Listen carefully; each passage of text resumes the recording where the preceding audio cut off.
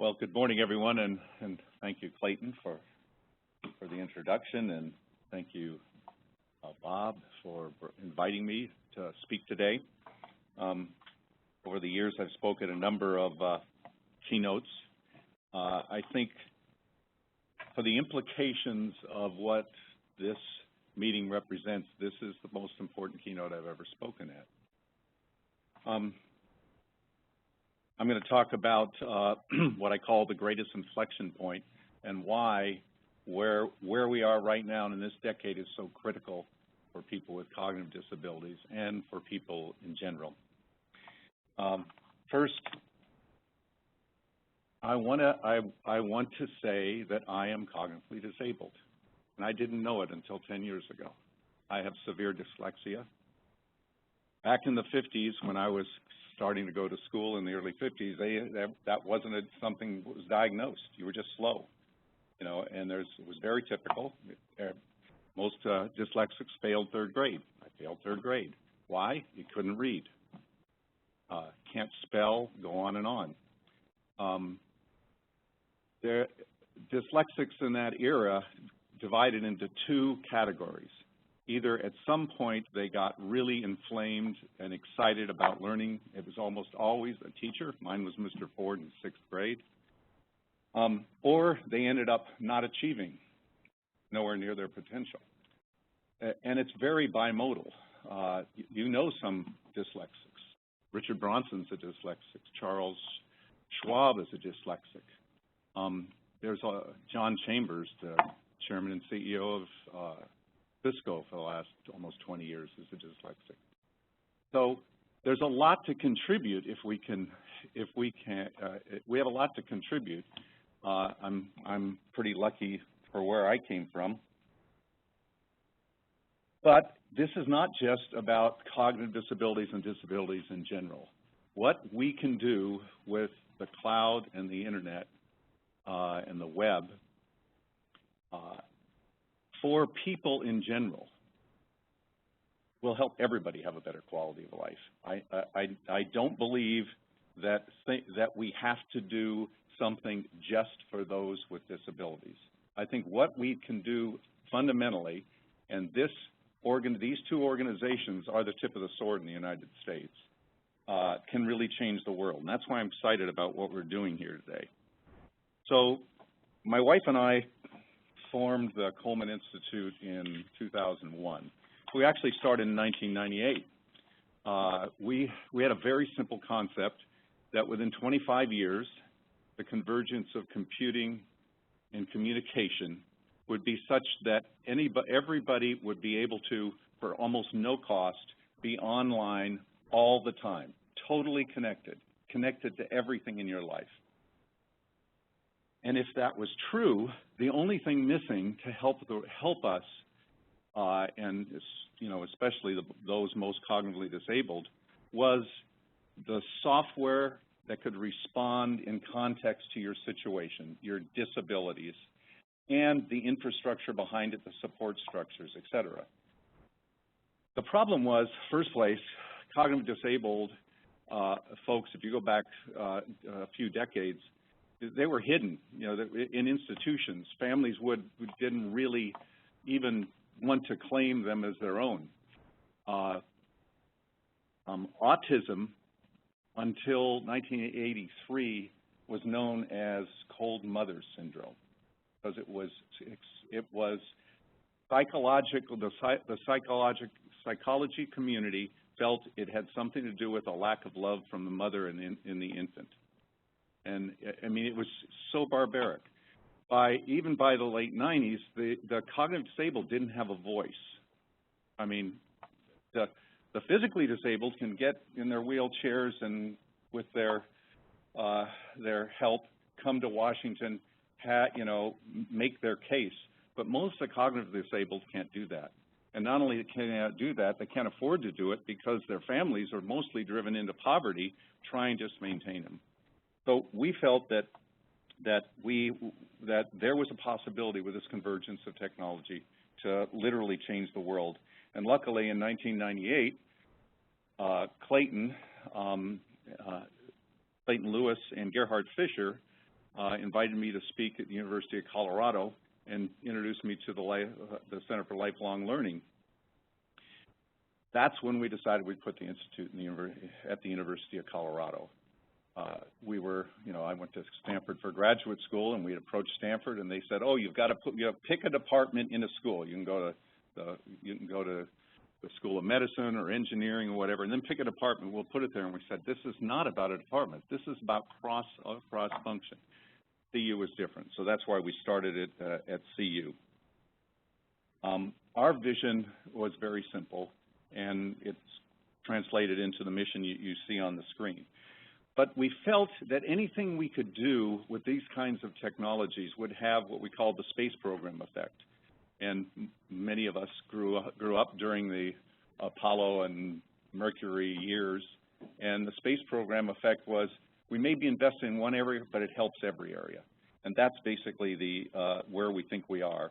Now let's talk a little about the cognitively disabled in particular. Over 9% of the U.S. population is cognitively disabled in one way or another.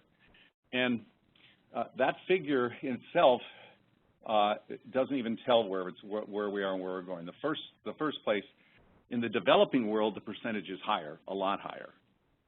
And of course, they don't even get the care. We see today where the telephone and the internet's coming there cheaply already to half the population of the world has a telephone, and soon we'll have access into the internet, and it'll go much farther. But the other issue is these disabilities increase with age. Today, about 40 million people in this country are 65 years or older. In 30 years, that'll be over 80 million people. So all of us in this room hope that that we're talking about those people, but we may be those people as well. So it's a large population. Costs are extremely high too. Much of this is Medicare and Medicaid costs, but they're very high and they're growing. And this is only the direct cost for public services spending. The real cost is the opportunity lost that we can afford by helping make these people productive members of the community, taking them off this side of the ledger, putting them on the other side of the ledger where they actually can become productive members of society and taxpayers. And that's a part of the exciting opportunity we have here. So I'm going to step back and say, why is the cloud and the web so important today? And first, let's step back to 100,000 feet. I believe this is the greatest inflection point in human history. And I believe that the inflection points I'm talking about are the advancement of mankind. Advancement of mankind has always been about increasing the collective intelligence, increasing productivity, more goods and services, we can live better. And that is about two things: increasing the quantity and quality of communication, the collective, right, and the speed of knowledge creation. So we've had two, and we're in the third. The first, of course, was the invention of language. The second was the invention of the written word. And the third is the invention of the web or the digital world. The degree of interconnection and communication goes up exponentially. Sloan, about 15 years ago, did a study, MIT Sloan School of Business, about increasing productivity. And they basically, their analysis was from 14,000 years ago, approximately, until the Industrial Revolution, productivity of mankind increased 30%. And that meant that we could have cities and colleges and armies and, and a different form of life. But in the last 200 years, with the first and second Industrial Revolution, it was 100%. That meant we could have middle class and the lives we live today. Their prediction was based on what's happening now. In this century, it will be 1,000%. Now, if we took 10% of humanity into a middle class form of life with 100% improvement, what's going to happen with 1,000%? This offers the opportunity for mankind to transcend poverty, to move into a whole nother area. This is a massive thing. Now, the key to it is what I call the web and the cloud. The cloud being the ultimate utility that will provide these services, and I'll talk about that on the next slide, and the web being all the interactions of everything on the end of the cloud, people and things, and in coordination with one another that forms this. So as technologies progress and get adopted, it takes about 30 years for each level of innovation to happen. First 10 years is the invention and boom and bust. Think about the 60s for semiconductors, where they were invented at the beginning of the 60s, and by the end of the 60s, we're building semiconductor companies left and right. And then the next decade is the build-out, when we actually make it work. And that was the 70s for semiconductors, and that's where we built out the ability to manufacture them. In 1970, chips at Intel were manufactured by hand. We had to build manufacturing equipment. We had to build equipment for people to learn how to use them. CAD, CAM, in-circuit emulators, things like that. And consolidation happens at the same time. You consolidate down to a handful of companies that are going to survive and people can count on. And the third decade is commoditization. That means prices go down to nothing and it goes crazy. Well, where we are right now in cloud, we're in the second decade. We're building out the cloud. By the end of this decade, it'll be a utility. I'm on the board of Seagate. Seagate estimates that 85% of all data generated in 2020 will be in the cloud, not on your independent devices. In the last year, 1/2 of a zettabyte, that's billions, billion times a billion, of storage was manufactured. By the end of this decade, it will be between 4 and 20. The amount of data and information generating are going crazy. Well, the cloud is not just the cloud, which is a utility for computing, but it's the Internet of Things. It means everything is going online. My garage door is online. The Nest controllers for your house are online. Doorknobs are online. You can buy all these things for your house today. The wireless systems control all your audio-visual. Everybody's coming out with it. They're all online. The whole world's going to be online. Well, think about that. If the world can interact to you, if the world could know your abilities and disabilities and your likes and dislikes and your calendar, and it can be done safely, and it can be done such that you don't have to let out all that information to anything except what you want it to go to, then the world can interact to you. For people with cognitive disabilities, think of that, what a home that could interact to you. Think about the transportation systems that you just reach out and your calendar knows where you want to go. It just tells you, okay, step out your door and the Uber car will pick you up, or bus 23 will be here in 5 seconds, and look at it and it's coming down the street. That takes the cognitive load out. It makes it mobile, right, in the workplace, in education, et cetera. These are important things. On the other side, the other side of this is putting the individual in charge. That's really what the mobile and social is doing.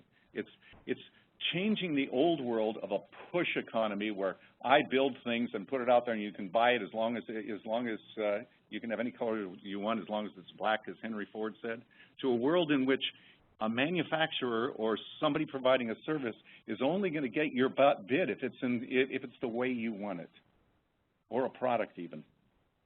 So what's the situation and what does this mean for people with cognitive disabilities? First, obviously, it's a dramatic opportunity. If we could have a trusted identity, one that supports a profile of who we are and what we do, that would be amazing. Then systems could have something to adapt to. We could not only compensate for disabilities, but we could augment our abilities. And I'll talk about a minute how this can turn into what I call a prothesis for life. Ultimately, obviously, the goal is to give people a better quality of life, reduce their dependency on public services, and make them part of society. But the challenge we have, and these organizations here today particularly have, is how do we make that happen? Because things are moving right now. We need to ensure that as part of these standards, things are built up and they move forward. And we need to create the ecosphere of providers, applications, and services that will make that happen. So a prosthesis for life. We're now trying to solve the cybersecurity problem. NIST is responsible for a program called the National Strategy for Trusted Identities in Cyberspace. That was a White House name. They're not into marketing, but it's called NSTIC. And the whole idea is an identity system that can recognize you without you having to expose yourself. So think of an identity system out there. Well, think about going to Amazon to buy a book. If you go to Amazon, if you go to a store to buy a book, I can put the money down and hand the book to anybody I want. If I go to Amazon, I got to give them all this information. But if I went to Amazon and said, send this book to Clayton and here's my PayPal account, why should they know me? That's a trust authority. That's an identity authority. Well, we're setting that up. Now, how are those going to work? Well, they're going to work because there's going to be policy that you're going to set and use, the policy on how I interact. Now, if there's policy, that means that you actually have control of things. So the next step beyond that, by the way, once you've done this, you separate the authenticating that who I am and that I have the right to this account or these medical records, et cetera, from the authorizer. So I'm a hospital and the doctor comes and wants somebody's medical records. I should be able to go out to these authorities without actually passing any real information and verify that's really a doctor, he's really licensed to do that, he's really part of this hospital, he really has permission from this patient, therefore I can give that information, passes HIPAA. Well, those are sets of policies, but when you bring that down to the individual level, expand that and think about the policies on how I interact with my house. All of a sudden, what we're doing to solve cybersecurity makes this whole thing a prosthesis for life. It makes it your companion all the time. This is the real opportunity, and it's not just for those with disabilities. So the market forces are going to drive most of this. This was part of the idea when we founded the Institute. The costs are going to come down to nothing for these services, ultimately. They'll be ubiquitous. I mean, the systems, the communication services, the cloud, the devices you use, they're just going to continue to drop in price. At the same time, we're going to become more societally dependent on them. We are today. We're dependent on these little phones. You know, how did I get here today? Okay, I got in there. Oh, I'm going here. Okay, wait a minute. What's the GPS? Here's how I get to this place, right? And we're going to solve the security and identity problems. We have to. I mean, it's going to probably take most of this decade to get to the point I talked about, but it's moving forward, and the whole industry is with it. But this is nowhere near enough for the folks we're talking about today. First, this is all moving forward. Time is really of the essence. What's happening is we're forming a whole new level of technology with the cloud and the web. Things change every day. 10 years ago, I didn't think that people would ever curate their own identity. I thought that would be too hard. Well, along came Facebook. Kids curate their own identity every day. They don't even know they're doing it. They're just changing the way who can look at what, et cetera, and that's what they're doing. That's what we're really talking about. It's just part of your day-to-day life. You'll just live it and be there. But it's happening now. We have the rest of this decade to get this right, because if we don't and the systems aren't adaptable the way we're talking about, we'll have to layer it on top, and that'll take decades, and it will not be something that can be inherited by applications and things. That's the key to this, make it inheritable. Access solutions today, they really don't exist, or they're too complex. It's just the way it is. They're non-standard, they're not extensible, and they're too expensive.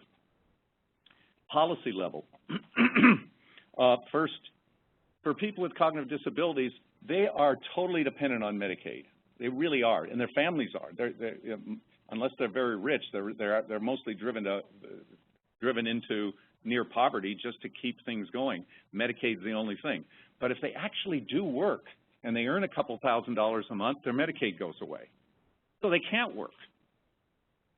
They can't even get started. We've got to change that system and make it more progressive. Market economics don't support enough innovation yet, and that's where the key to this conference is. All we have to do is start stimulating that innovation. And I believe once the market starts to develop, it will be self-growing. It'll be self-propelling because it doesn't just serve one community, it serves all the communities. And finally, Section 508 does not include people with cognitive disabilities, so there really is no hammer behind that. And this is an important point. Soon after we actually formed the Institute, I had been part of the H.W. Bush campaign for president, and something called the New Freedom Initiative, which was his follow-on for the People with Disabilities Act of his father. In February of '01, they invited me to the White House to represent Title I, which was the accessibility part of it. Before I did that, I asked our new director, who still is today of the Institute, Dr. David Braddock, to evaluate it. And he came back and said, it's perfect. It's what we really need in the physical side, but there's no teeth, so no one's going to do it. So I went back to John Ackerley, who was the policy head of that at the White House, and said, okay, I'll be glad to do this, but can we do something about it? And this was like 2 weeks before the thing was going to be announced. He came back about 4 days later and said, the bill's already passed. We can't change the bill, but the president said trust him. So I'd gotten a call from some folks at NIDR about, can you really help? They saw the same thing. And and I said, well, the president said he would do something about it.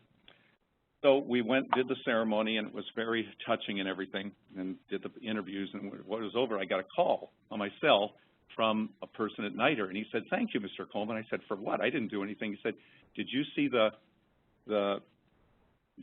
letter, whatever they call it, that the president signed to put the bill in? And I said, no. And he said, he inserted a sentence. And the sentence was that all agencies of federal government would only buy equipment that met 508 after 1 year of the bill's adoption. Every company in the world adopted 508. So the government doesn't have to make laws on what needs to happen. They just need to use their own power of purchase. And if we can move this forward, it can really change things. What can we do? First, I've already talked about identity, security, and privacy. Those things are the basis for providing an opportunity to solve this problem. Abstraction by design. Software, I've been in software business for 45 years, 1968. Software develops by layers of abstraction. We built everything right on the hardware, then we put an operating system on, then we abstracted the memory out of it and made it another subsystem, and then we put a Windows system on top of it.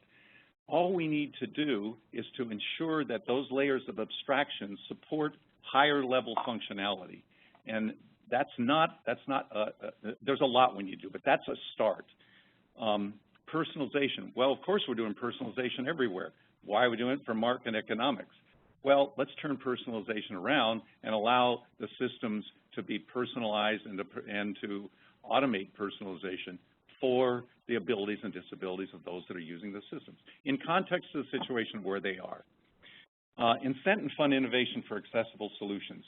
Accessibility doesn't just apply, as I keep saying, to those who are disabled. It applies to everybody in context to their situation. And if we incent and get this started, I believe market economics will take it over in a fairly short number of years because the market opportunities are too big.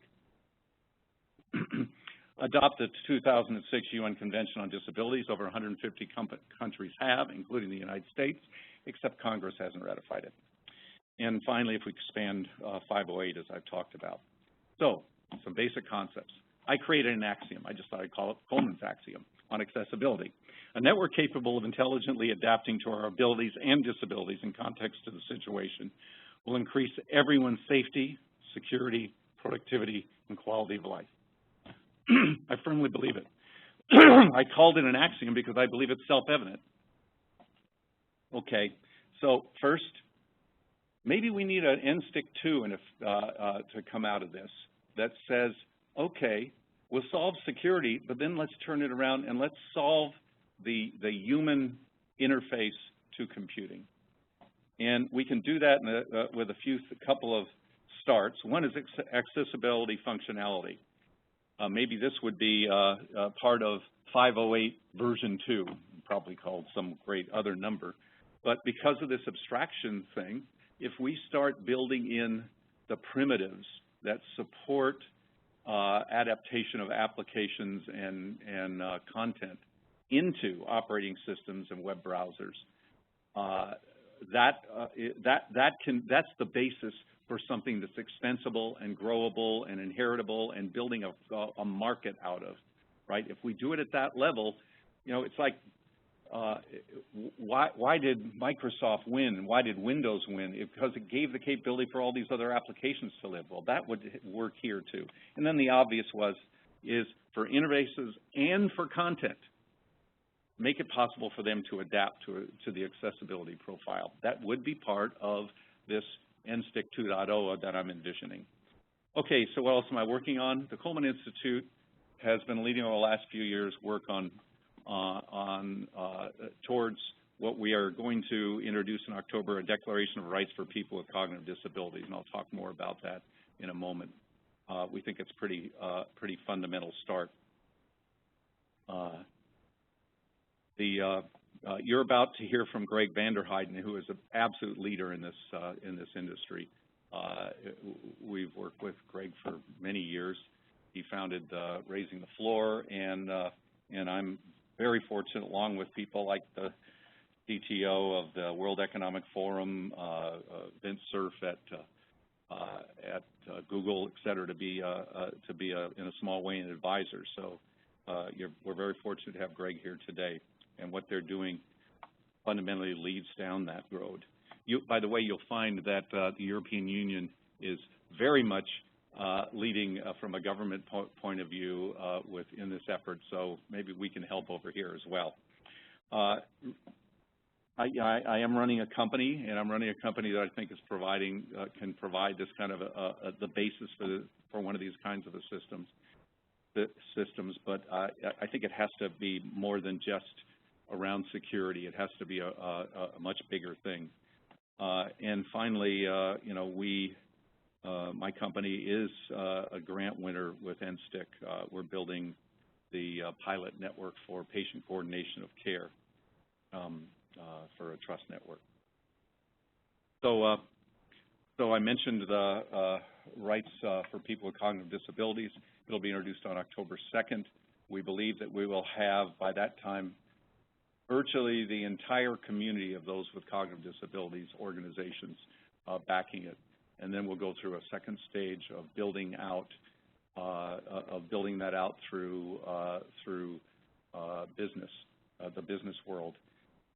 This was basically modeled after a similar rights declaration 40 years ago to those with cognitive disabilities to education, which was very successful, and we're hoping that something like that can happen. So finally, I would like any of you that are interested to attend.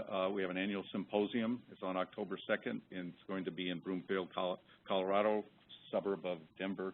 We have some very good speakers. It's free, and all you have to do is go to ColemanInstitute.org to register. Thank you very much.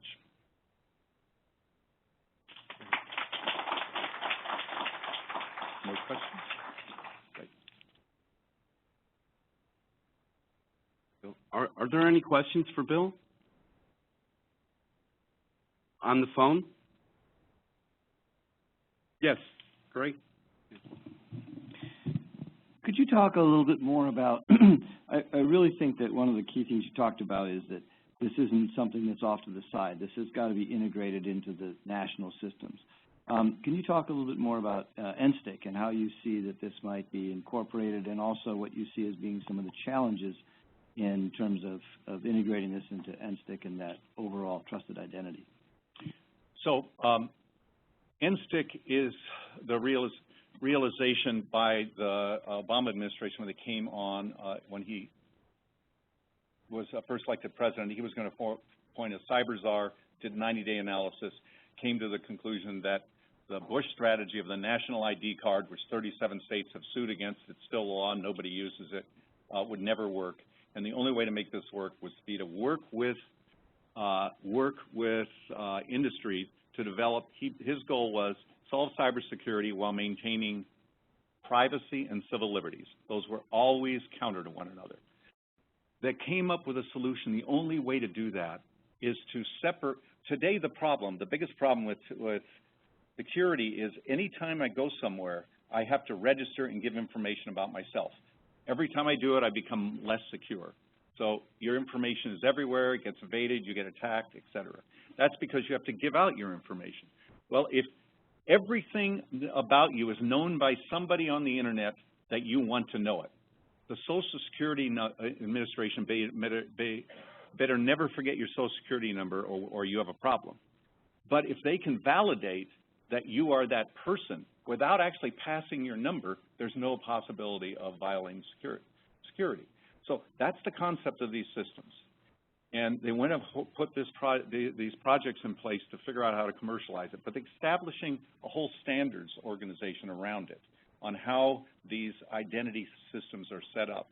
And in order to use it, of course, you have to be able to say, if I want to be authorized, if I'm an authorizer, let's say I'm Amazon, and I would have to set a policy that says I need that I will allow anything to be sold as long as I have a verified credit card and that I can match that identity with that credit card.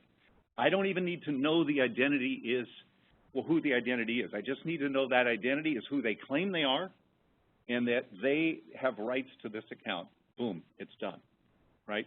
Well, that's policy.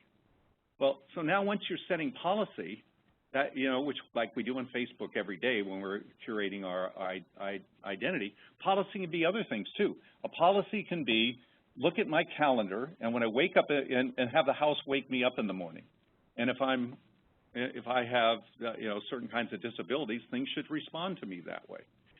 So we are talking about 1 degree evolution beyond where NSTIC is today to now include the concept of an accessibility profile as part of your policy that can be inherited and that systems can adapt to. And if you can interact, like I said, without passing any information about yourself, you can do it securely.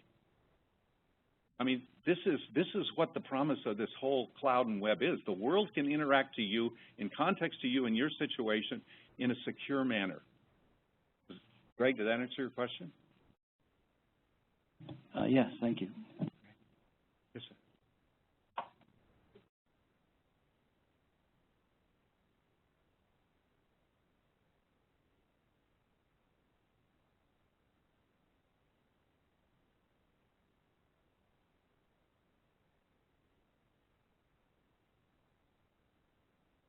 The question is there an interaction between cognitive disabilities and physical disabilities, or are they fairly independent? Well, there's interaction in multiple dimensions. The first dimension is many of the cognitively disabled, along with their disability, come a lot of physical challenges as well. But as far as what we're talking about here, it's a Venn diagram, right? But it's mostly overlap. The kind of things that we're talking about, we've extended the system a little with 508 to help people with hearing and sight impairments, et cetera. But that's about all. We're talking about extending the envelope farther. But the extension we're doing for those with with cognitive disabilities work just the same with those with physical disabilities. And by the way, ability-disability is a continuum, right? So, I have a car now that has all these systems built into it for safety, and but one of them is the cruise control. And I only drive on the freeway with my cruise control on now. because the car will literally do an emergency stop if something happens in front of me. It will keep me the distance I have from the vehicle in front of me. If I try to turn to the right and there's a car there, it'll beep. If I start drifting off into another lane, it'll beep once, and then it'll brake the other side to bring me back into the lane. So those are all, maybe I'm only cognitively disabled for a few seconds because I glanced away from the road. But these are all things that help everybody. And what we're talking about here, although our focus is cognitively disabled, it just increases the whole envelope for the physically disabled and the rest of us as well. Ann? Hi, Ann Karen Williams with the ARC of the United States. I very much appreciated your comments. One of the questions I have for you is looking at the chart that you displayed about the different segments of population of people with cognitive disabilities, and also recognizing that in one area, particularly autism, there is an increasing rate of prevalence that is dramatically affecting how we're going to be doing things in the future in education and jobs. Do you think that the technology companies, the industries, Google, Microsoft, the big players, and even the people that are inventing these technologies, do you think they are aware of the potential consumer market that they are either right now missing or could theoretically gain access to if they began to develop technologies that are used not only by the 9%, which I believe might be a little underreported, just because not all our systems are catching people that fall in this category. Do you think that they are aware of what they may be missing? Well, Ann, I think that's a loaded question, right? Ann was the CTO and ARC and really understands this. But the answer is yes and no. We have and I mostly work with the technology companies. Some of them have been involved in this area. I will particularly talk about IBM and Intel for some period of time, and some others are just beginning to understand it. We're on our rights for the rights declaration. We've reached out to Google to try to say, okay, you're up there. Where would you want to be? Very, very interesting. Until now, they had only been dealing with physical disabilities, dealing with sight and hearing, and they admitted that. But recently, they promoted, they assigned the head of all product development worldwide to head this area for accessibility. And he has a very small staff, but they actually are trying. And now Google has lots of businesses, but they have one technology development group that spans all of it. And what they see is if they can do this, they want it to be embedded deep in their product. I think we have a long way to go, but I think that it's beginning. Great, thank you very much.